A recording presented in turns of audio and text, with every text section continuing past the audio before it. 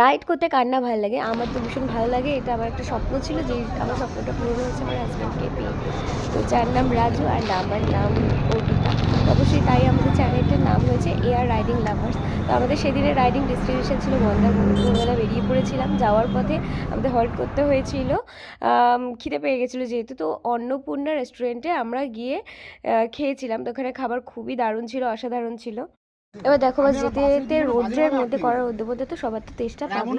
তা আমরা ডাবের জল খেয়ে নিয়েছিলাম। আর যেতে যেতে এটা মাথায় রাখতে হবে, একটু হল্ট করতেই হবে, কারণ যে গাড়ি চালায় তাকে তো কনসেন্ট্রেশন মানে রাখতেই হয়, আর যে পেছনে থাকে তারও ভীষণ চিন্তা থাকে যে ঘুমিয়ে না পড়ে।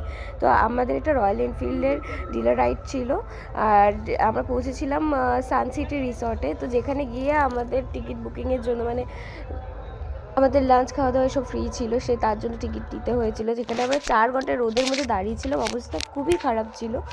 তো এই ছিল আজকের